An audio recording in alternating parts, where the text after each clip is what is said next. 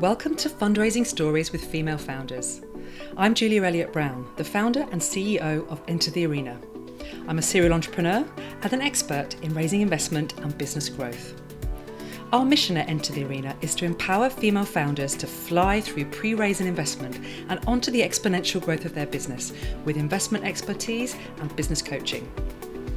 Here we share the stories of inspirational female founders who've raised investment to inspire you to do the same. You'll hear their honest accounts of what it was really like to secure funding, the highs, the lows, and the challenges they experienced on the journey. And along the way, we'll discuss top tips for how you can be successful too.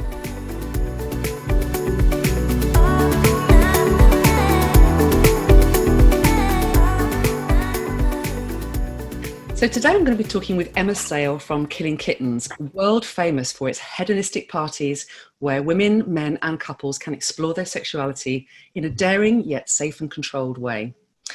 Emma founded the Kittens Kittens brand in 2005 when she saw the opportunity to change the very male-dominated adult industry to allow women to lead from the front. Now, Kittens Kittens promotes positivity for all women and has now grown into a global movement with an online community of way over 100,000 members. In 2018, Emma raised just shy of £600,000 in investment through crowdfunding, predominantly to focus on marketing activities to grow the brand. So I'm super excited to find out more about Kittens Kittens and Emma Sayle's fundraising journey. So welcome, Emma. It's great to have you here. Thanks for having me. Great to see you. So I'm intrigued. Tell us all about how on earth you came up with the whole idea for Kittens Kittens. You know, what made you think this is going to be a concept that's going to take off?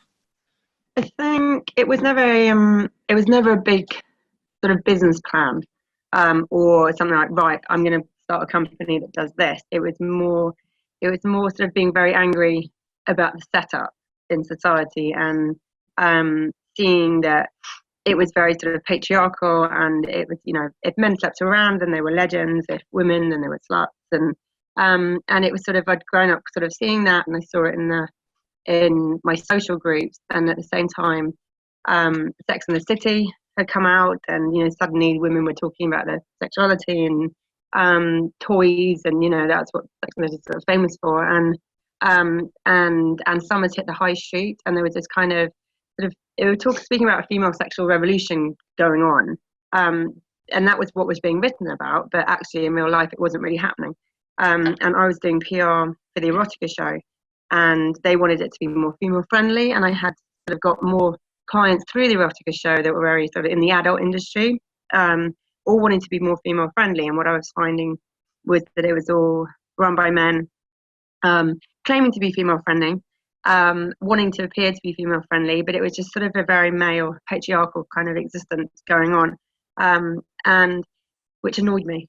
And I was actually out in a wedding in Ibiza, and it was quite a sort of hedonistic wedding, and there were some very strong women there and very sexual women who were totally in control and totally empowered. And it was sort of after 3 days of no sleep that I just decided I didn't want to represent anyone anymore. I wanted to launch my own thing, and someone had phoned in. He couldn't make the wedding and said, "You guys all just sat around killing kittens at the moment." And we had this conversation as to that was every time you masturbate, God kills a kitten. So it was slang for it was slang for, and I just like the two Ks. So from day one, it was sort of always KK, and decided that I just wanted to create a sort of a community and a platform online and offline where it was all about the women exploring their sexuality without being judged and feeling completely in control and owning it. And that's where the concept came from. So to start with just sort of a one party a month. But all the time there was this kind of online, very simple online presence and online forum that went on. So it was always sort of, there was always a much bigger entity online than there was offline. And yeah, that's how it started. Wow, amazing. I love this story of you going, how to start a business. Have no sleep for 3 days. How not to start a business.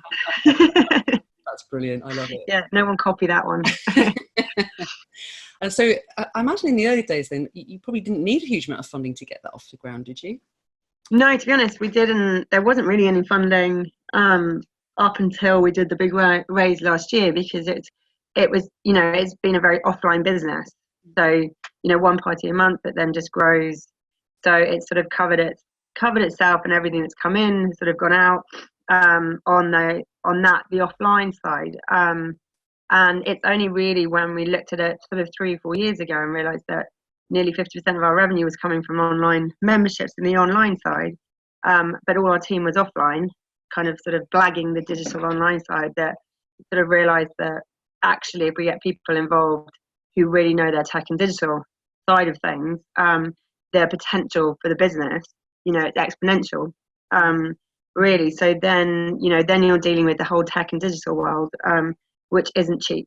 So that's why suddenly it's sort of, well, actually, it's sort of go big or go home. It's sort of, we don't want a half-assed website, because we kind of had that. I think we've had about 5 different websites. This is it now. Not doing anymore. Can't cope. We'll see about that. And yeah, so that bit cost, and it, especially with what was going on with society, Me Too and Time's Up and everything. It's kind of, we'd been in existence for so long that to us it was kind of, we need to be on the top of that wave and sort of owning it, rather than let some Silicon Valley startup with millions come in on the tech and digital side to kind of create what we want to create. So it was, as I said, go big or go home, and that's why we decided to do the raise last year. So that whole thinking around what is it going to take to go big, and thinking about whether you might need funding for that. How did you plan it out? Did you put together sort of financial forecasts to look at what would be involved in? I've got an amazing COO on board. There he is. And I had to say that, he's just walked past me. Who is on the tech and digital side of things. So it was a case of, looking at it and realizing in the revenue side of it, and realizing actually that my strengths and what I do, I'd kind of reached. I can do what I do, but I can't blag digital tech or really the strategy of really building, that side of the business. And I knew I needed to bring people on board that actually could do it all. And so spoke to various people, and had a very long conversation with Hadley, who is our CEO, who initially was coming on as sort of an investor type, but then he got really stuck into the business and saw the potential, and also realised how offline we were, and how much help was needed. So really got stuck in, and came on board full time as a CEO last September, just after the raise. And it was him who very much put the strategy into place, as to how we were raising. We agreed that one together, because it was sort of, it wasn't sitting well beginning of last year doing a raise that involved, having city boys with lots of money and claiming to be, going around going, I own a sex business type thing. It wasn't sitting comfortably, and with sort of, 120,000 members, and it's always been about community. It was, well, actually, I'd rather have 400 people thinking that they own a small part of the business and putting in a tenner, and really being brand ambassadors. And so that's why we then chose to do the crowd raise of it, and all the nuts and bolts. Hadley very much did the detail bit with Seedrs, and as the raise was for the digital side of the business, that's his speciality. So if we were raising for the offline side, then I'd probably be the one at the forefront, pushing that side. And I was having my third baby last July as well, so it was sort of, he took a lot of pressure off me. But it's it must have been an interesting decision. As you say, it's about finding that fit, not only for the kind of the whole ethos and vision of your brand, so you were clear that you didn't want those kind of city boys coming in, but also a question of building brand ambassadors that made you think that crowdfunding was the right way to go. Interesting. And so so you decided to do your raise through Seedrs, which is one of the biggest platforms. So talk us through a little bit about the process that you went through, and how long it took. Do you know, it was really interesting, because we'd gone to sort of the year before, when we were kind of deciding what to do, and thinking, well, maybe we could do a crowd type raise. And we'd gone to Crowdcube and Seedrs, who had both pretty much said no, because we're adult industry. And they kind of gone, well, maybe, but if we did, it would be a really private platform, a private raise. So we'd gone to them literally a year before, and we decided, once we decided, right, we want to do community, we were like, well, we'll go back, let's just give it another go. Let's see if anything's changed in the last year. And both of them were all over it and said, we want to do it, and we'll give you a public platform. And it's the first adult industry to do a crowd raise. So it's amazing what had happened in society literally within a year to change that mindset. That's fascinating, actually. Yeah. Do you think it was partly that they kind of woke up to the fact that this was potentially a massive PR opportunity? Yeah, exactly. That's the thing. It was ticking the boxes. It's like, it's sex tech. It was seen as a sex adult industry.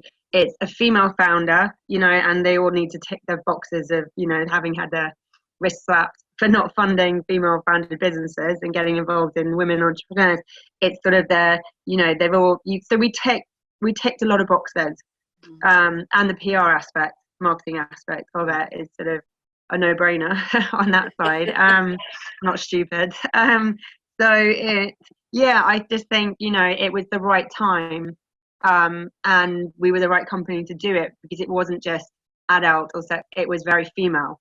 Yeah, and the whole female empowerment side. Yeah. You think because you were doing it in a very public domain, did you feel like you had to sort of tone it down a little bit, or did you feel like, hang on, no, I'm just going to go with what it is we do? Do you know what, because we kind of knew at that point, and the way the business is we were doing more and more of the educational side of it, in the workshops and the talks, so they keep the clothes on, a lot of that aspect, which a lot of people didn't really realize. So actually a lot of that was going on with the business anyway, was sort of going down the kind of more mainstream lifestyle, female kind of side, dating kind of side of it. So what we did was sort of just not take away the sex part at all, but add all the other bits to it. So it became, the KK group with all the different aspects of what we had been doing anyway, but we just sort of made it a lot clearer brand-wise as to all the different avenues we were going down, and it was part of the group, rather than just, as we had been sort of just sailing along under this tip of an iceberg that just sticks out the water, which is the full-on killing kittens part, which is what people know. And we have this iceberg underneath the water. We kind of just brought the berg up, so it kind of was more visible of everything that we were doing, which did make it more mainstream and more appealing, because a lot of people were like, oh, I didn't realize you were doing that, or didn't realize that was happening. And even though we've been doing it for a few years, we didn't, so there wasn't really downplaying. It was more just sort of with Seedrs, and nothing was, it was all female sexuality, and it wasn't, we didn't sort of pretend to not be doing what we'd been doing for a decade. It was just, we packaged it all up with everything else. Yeah, I get it. I mean, how did you feel about the idea of sort of going quite public with your fundraising campaign? When you crowdfund, obviously you're putting your, no, I don't want to say dirty washing out, because that's but you are. That's the thing. It was the first time. You're like putting your dirty. Yeah, I said that. I said I feel it, it's all kind of your private, and then suddenly you kind of, it's like being naked under a spotlight. Yeah. If anyone's going to be comfortable with that, it's got to be the Killing Kittens brand and you, right? So. Yeah, then not me. Not after 3 children, Julia. Not after 3 children. I'll keep the just candle lit going on. So you weren't too nervous about that side of it. How about your tribe, kind of bringing your tribe in? Tell us more about your membership base and what their response was to this whole idea that it was really humbling, because we thought, before we kind of put it out, we thought, we'll put it out there just to see what the members would say and if anyone would be interested. And we had an overwhelming response from members, wanting to invest and wanting to get involved, and loads saying that they would change their lives and change their relationships, and they owed us their marriage. And it was kind of for the first time ever, actually we got a lot of feedback from members as to actually the impact of being part of KK had on people, and that there was a lot of emotional investment going on. It was a really, as a series of Zero said, and even the Seedrs guys said, it was they hadn't done a raise like it, where actually there a lot of, it was a real emotional investment for a lot of people, rather than scrutinizing all the figures and that. There was a lot of people wanting to back it just because of what it had done for them on a personal level. They get it without you having to tell them about the whole business. Exactly. They got it. They'd lived and breathed it for a decade. They could see the expansion themselves. That's the thing. That, we've kind of proved it from what's happened in the last 13 years. So it's not a startup that kind of throws these figures out going, this is, what we hope to achieve. They kind of, it's sort of, been over a decade of this is what we have achieved and these are the figures. So you can't make that up. So actually it's sort of, from a business level and from the figures level, it's just sort of there, black and white on paper. It's not, you can't fluff up the figures that have actually happened. And of course, a amount of due diligence gets done on those figures too. Well, exactly. Yeah, exactly. So, and actually, I think we got told that we sort of downplayed a lot of, the potential of what, could be side. So, yeah, it was really humbling actually. And it's sort of that nerve-wracking when you put it out there and wait for the first, just the first £10 to drop on Seedrs, and loads of people had pledged money. And you think, well, what, you pledged it, put it on, and you kind of sit there waiting. So it kind of, there was a little pause, and then sort of after about 5 days, suddenly it just sort of, was flying. Like a roller coaster, isn't it? You've got to ride it. There's money everywhere. I mean, what about the kind of profile of your audience? I mean, I'm imagining that it's a reasonably affluent audience that you have. What about the gender split? Did you find that it was mostly the guys investing or the girls, or a real mix? Do you know what? It was mixed. I think if you look down the list, you'd see a lot of male names, but actually a lot of them are couples.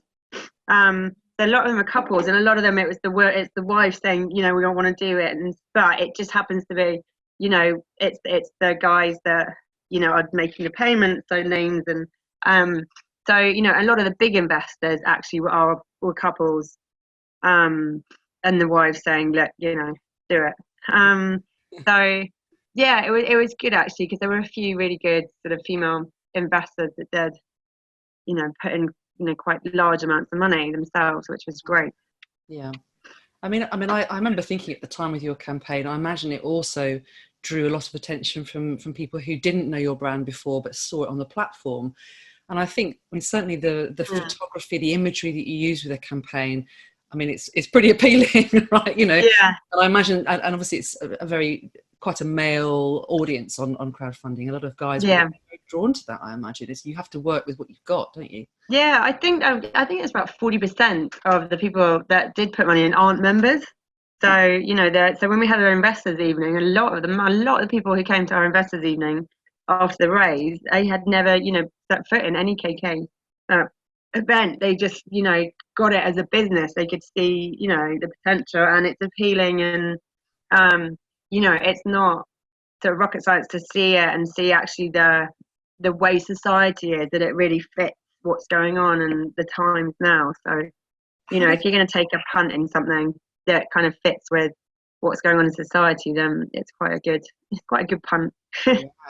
I mean, how did you do those investor evenings? Tell me, paint the picture for us about what those investor evenings look like in a case. It was, do you know what, we did it in we actually did it in Tramp in Mayfair, and what we did was include an element of the event setup, but kind of in we'd have a presentation and drinks and canapes, but we'd then throw in some of our cabaret acts, so the kind of burlesque type acts that we have, just to sort of to get a bit of the kind of feel and the female feel and the that kind of the look of what we do. So rather than it being in a boring corporate boardroom, it'd be different from the usual kind of death by PowerPoint. That wouldn't fit. Yeah, exactly. There was no PowerPoint. And what about the rewards that you used? You used a rewards structure, didn't you, to incentivize investors? Did that work well for you? Did you find that really made a difference, or not? Yeah, not hugely, because we had a little, an element of rewards, and I think, we partnered with Bird and Wolf jackets, which are really cool, kind of bespoke designer, kind of camo jackets, and you have whatever you want on the back and stuff, and So, which was great. They're unisex jackets. So we did that. But, we're not gonna, because the nature of what KK is, it's sort of, we were not gonna put in, oh, you get lifetime membership because it's sort of, if they don't pass vetting and fit in, we can't just let everyone and anyone in. That's sort of what we're known for, is sort of that control. So it was never going to be a case of you're, lifelong membership and you get X number of parties. So, and to be honest, people weren't really, bothered about that side of things. They got access to the social events and the invested evenings, and so that sort of was one thing that. I think it's interesting. I think I've certainly seen over the years kind of less emphasis being put on the rewards on crowdfunding. I think it's not always super effective. It might kind of edge people up to invest a little bit more if they're going to get something. I don't think it's the clincher. No, exactly. And sometimes products are really expensive, so you think, well, I'm not going to give up. You can't really give it away because that's taking money out of the pot. It defeats the object a bit, doesn't it? Let's talk a little bit about the valuation.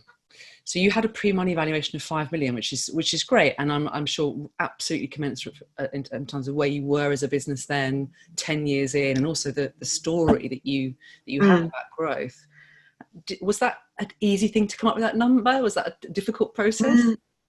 No, it was. I mean, it was tricky because it's sort of you've got your revenue, because everything had sort of been gone back in. They were growing so fast, everything was going back into business. But then you've got a massive database of AB demographic, very influential database, very female. You've got the brand value, which a lot of businesses don't have that part, and it's very difficult to put a figure on that. You've got the tech side, so it's sort of, there was the offline online. There's so many different bits to it. It's very difficult to put a figure on, but it was sort of, correct me if I'm wrong, Hadley, the valuation was done off the turnover, really, wasn't it? It's about supply and demand, and it's about trying to work out whereabouts it sits in the market and what you want to give away as well. Exactly. So that's what we needed, what we want to give away. So it was all down to that. And some people said we undervalued it. When you look at some of, I looked at Seedrs and looked at some of the companies out there, startups who were saying they were worth X, Y, Z, and they hadn't even started yet. And you just, I'd look and go, whoa, and this is what we're, it's part of that. We're very undervaluing that, but it, for what we are, and and actually, they always say that the first raise is the hardest, and especially we were coming out of sort of Daily Mail tabloid perception of who we were, into going, actually we're a serious business, that perception. So we had a lot of massive hurdles to get over. So that you can't sort of go too big on that front. When we knew we had a hard uphill battle really but actually we had a lot more demand and interest than we thought. And at the same time, we've got a lot of American members, but Seedrs weren't taking US dollars or US money at the time when we did the raise, so we couldn't take any of the US members who wanted to invest. They've now added it that they can take American money. So we had a lot of interest from the US side, but we're starting a Series A at the moment, so we're just sort of building up to it now, and some of that is the American lot. Because imagine America's a big potential market for you. Yeah, and our New York events have sort of gone monthly, and someone from here flies over every month, and that's a massive side that we want to build up over there. Fantastic. Well, we cannot have this podcast interview without talking about the fact that you were heavily pregnant with your third child while you were raising this round, which is unbelievable. So tell us what that was like. It was hot. It was, if everyone remembers last summer, it was ridiculous. I sat in a paddling pool a lot of the time, and we live on the river, so I waded waist high into the river a lot most days. It was, to be honest, we've got a great team around me. I have to say that because they're sat around me right now. And so it was a real team effort. And at the same time, it's sort of, I've kind of had, I've worked solidly through babies 1 and 2, I'm a good pregnant person. Some people are awful, but I think I run with too much testosterone anyway. So I think when being pregnant balances me out a bit. And so it was, to be honest, it was fine. It was trickier because the raise, we decided what we wanted to do later. So we started the raise later. So suddenly it was all happening literally within weeks. I think it was pretty much my due week when we closed the raise. And I said, I'm going to be late. I'm always late. And the baby's not going to come until this raise is closed. So I think it came about 6 days after we closed the raise. But I remember when we closed the raise, I did pull my car in and sob into the steering wheel. So I don't know what was hormones or whatever, but yeah. Yeah, I mean, incredible. And I think that's really so inspiring for the people to see how, you can do it. You can run a business and raise money and have a family. You can, but you need it. I always say you need good teams. You need a good team on the home front, and you need a good team on the work front. You can't do anything on your own. So yeah. Did you get any raised eyebrows when you turned up to those investor meetings and pitch events, with a great big bump, or was it just not even discussed? No, it was you get the looks, you get the but actually, a lot of the raise, but do you know what made it easier was that we did it was a crowd raise. So actually we didn't have any we didn't go out and do big pitch presentations to VCs and private equity, sellouts in the city at all. It was, it was crowd, and it was done, pretty much within a month. So, I didn't need to be out and about face to face on that front. And some of the bigger investors, they were speaking to Hadley on the phone on that front. So no one really got a lot of people didn't realize I was pregnant, really, until afterwards. So one of the great things about crowdfunding is that you can run it from, in many ways, from wherever you want. From a paddling pool. Run it from a paddling pool. I mean, God, that's what they should put on their website. Run your campaign from your paddling pool. Yeah, exactly. But that's nice, and I think that takes away that kind of whole intimidation that some people might feel about fundraising. That you can do it online if particularly if you've got a really good tribe and you're not having to go out and speak to the institutional investors or do lots of pitch events and that kind of thing. So brilliant. So I guess one last piece of advice that you give to other female founders who are thinking about going out on this whole fundraising journey. What would you say to them that they need to make sure they get right? To me, it's that that you've got to listen to your gut. That your gut will tell you what's the best route to go. I mean, in my gut, I was not feeling comfortable on the that for the UBC, that kind of the city kind of have the perfect pitch. It just didn't feel comfortable. So yeah, listen to your gut, but also you will be grilled, and so you've got to. Women are very good at sort of going big on the chat front and going, sort of this big story, and it's sort of just keep it punchy, keep it short, keep it to the point, and have a really good presentation and deck. That's the thing, sort of with less words, more numbers. At the end of the day, that most people will be. They'll just go to the numbers sheet. And so you sitting there telling the story and all that sort of jazz. Actually, if they're serious investors, they'll look straight. So you've got to have that really covered everything and be able to explain it. Yeah, you need the both sides, don't you? The head and the heart. Yeah. But it's interesting you say about the whole kind of your whole feeling around going with your gut on that round because you didn't want the city boys, and then of course now you're thinking about that Series A. Are things changing for you now then in terms of the type of investors that you need for the next? But now, now it's much more corporate structure. We're wanting, it's more money. It's the things we want to be doing. It's much more business.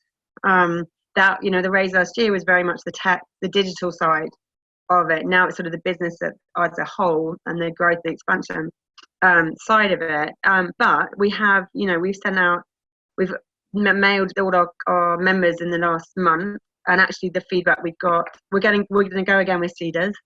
So we're thinking actually we can get the majority of what we need actually like we did last year. So if we hadn't had any interest coming in now, I mean, a lot of the big investors who invested last year are coming back saying, yeah, we want in again.